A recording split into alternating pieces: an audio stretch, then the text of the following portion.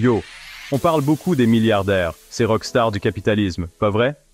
Surtout ceux qui envoient des fusées dans l'espace ou qui s'achètent des îles privées en forme de dauphins. Mais vous savez, l'Afrique, ce continent incroyablement riche, a aussi ses milliardaires. Et devinez quoi? Certains d'entre eux sont, disons, un peu plus discrets. Ouais, on parle de ces titans de l'ombre, ces rois et reines du business, qui préfèrent laisser parler leurs résultats. Ils bâtissent des empires, créent des emplois et impactent des millions de vies, le tout sans tweeter chaque bouchée de caviar qu'ils avalent. C'est comme s'ils avaient compris que la vraie réussite, ce n'est pas de frimer, mais de faire la différence, vous voyez? Alors attachez vos ceintures, on part à la rencontre de ces milliardaires africains, qui prouvent que l'humilité et l'influence peuvent faire bon ménage. Préparez-vous à être surpris, inspiré, et peut-être même un peu jaloux de leur compte en banque. On commence notre voyage en Éthiopie, berceau du café et de Mohamed Al-Hamoudi. Imaginez un peu, ce type, c'est un peu le roi Midas africain. Tout ce qu'il touche se transforme en or. Pétrole, construction, agro-industrie, il est partout. Al-Hamoudi, c'est un peu le couteau suisse des milliardaires, il sait tout faire. Et le plus fou, c'est qu'il a bâti une grande partie de sa fortune en investissant dans son pays d'origine, l'Éthiopie. Hôtel de luxe, agriculture, il a injecté des milliards pour relancer l'économie du pays. C'est comme s'il s'était dit « Ok Google, comment transformer l'Éthiopie en paradis économique ?» Mais attention, Al-Hamoudi, ce n'est pas le genre de milliardaire à frimer sur Instagram avec sa dernière Lamborghini dorée. Non, lui, il préfère la jouer discret, presque mystérieux. Il donne rarement des interviews, il est plutôt du genre à laisser parler son argent. Et croyez-moi, son argent a beaucoup de choses à dire. Éducation, santé, Al-Hamoudi, c'est un peu le Père Noël des œuvres caritatives en Afrique. Il donne des millions pour aider les plus démunis, sans jamais chercher à se mettre en avant. Alors oui, Mohamed Al-Hamoudi, c'est un milliardaire un peu atypique. Un mélange d'ambition économique et de discrétion qui prouve que la réussite, ça ne se mesure pas seulement en dollars, mais aussi en impact positif. On traverse maintenant la Méditerranée direction le Maroc, le pays du couscous et d'Aziz Akanouche. Lui, c'est un peu le sultan des affaires, un magnate qui a le nez pour les bons investissements. Son truc, c'est l'énergie, le pétrole, le gaz, tout ce qui fait tourner le moteur de l'économie. Et quand je dis qu'il a le nez pour les affaires, je pèse mes mots. Akanouche, ce n'est pas le genre de type à mettre tous ses œufs dans le même panier. Immobilier, finance, télécom, il a diversifié ses investissements comme un chef. Mais attention, ce n'est pas un requin de la finance assoiffé d'argent. Non, Akanouche, c'est un homme d'affaires avec un grand cœur. Il est très impliqué dans des œuvres caritatives, notamment dans l'éducation. Pour lui, la réussite économique, ça doit aussi profiter à la société.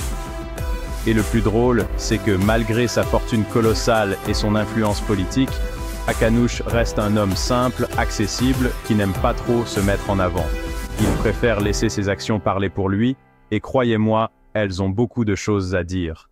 Alors oui, Aziz Akanouche, c'est un exemple parfait de ce nouveau genre de milliardaire africain. Puissant, influent, mais aussi humble et engagé. Un modèle pour les jeunes entrepreneurs qui rêvent de faire fortune tout en faisant le bien autour d'eux. Prochain arrêt, l'Algérie, terre de contraste, et d'Issad Rebrab. Ce monsieur, c'est un peu le Bill Gates du Maghreb. Il a bâti un empire industriel à partir de zéro. Son bébé, c'est Cevital, un conglomérat qui pèse des milliards et qui est présent dans l'agroalimentaire, la sidérurgie, les services. Bref, un peu partout. Imaginez un peu, Rebrab, c'est un self-made man, parti de rien, qui a gravi les échelons un à un pour devenir l'un des hommes les plus riches d'Afrique. C'est un peu le Rocky Balboa du business, il n'a jamais abandonné, même quand les choses se corsaient. Et le plus beau dans tout ça, c'est qu'il n'a jamais oublié d'où il venait. Rebrab, c'est un patriote, un amoureux de son pays, et il le prouve en investissant massivement en Algérie.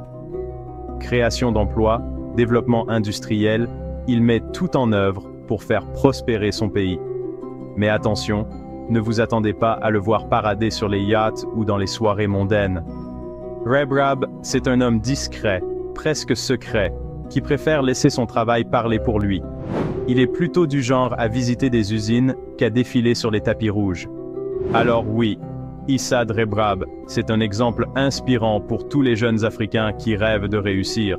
Il prouve que le travail acharné, la persévérance et l'amour de son pays peuvent mener très loin, très très loin même.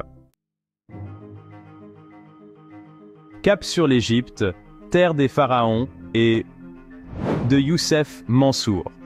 Lui, c'est un peu le prince héritier du business égyptien, issu d'une des familles les plus riches du pays.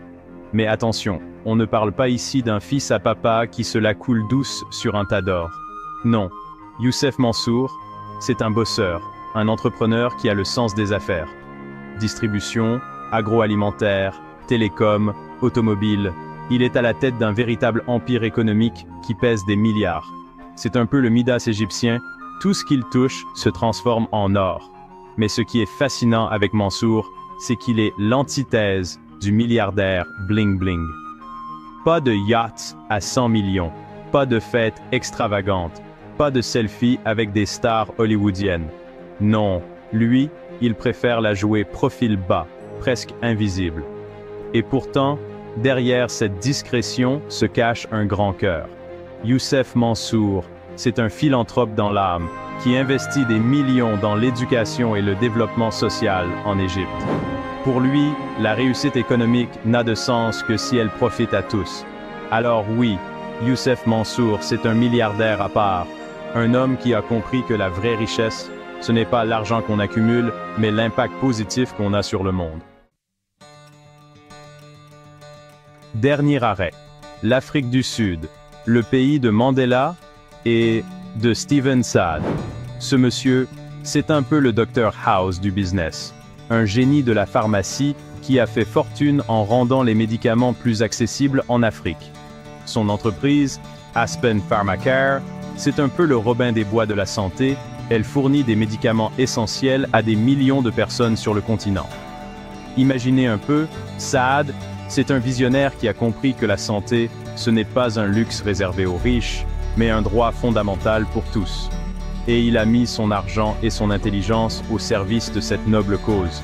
Mais attention, ne vous attendez pas à le voir jouer les stars dans les congrès médicaux. Saad, c'est un homme humble, discret, qui préfère laisser son travail parler pour lui. Il est plutôt du genre à visiter des hôpitaux en Afrique qu'à siroter des cocktails dans les Hamptons. Et le plus beau dans tout ça, c'est qu'il ne se contente pas de fournir des médicaments. Stephen Saad, c'est aussi un philanthrope engagé qui investit des millions dans la recherche médicale et l'éducation en Afrique du Sud. Pour lui, la santé, ça passe aussi par la prévention et l'éducation.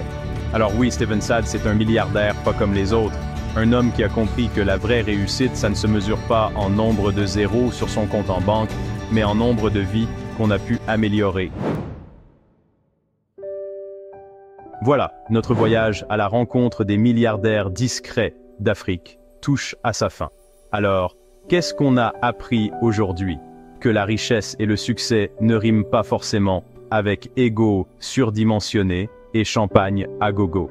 Ces hommes et ces femmes nous prouvent qu'on peut être milliardaire et humble, influent et discret. Ils sont la preuve vivante que la vraie réussite, ce n'est pas de briller sous les projecteurs, mais d'illuminer la vie des autres.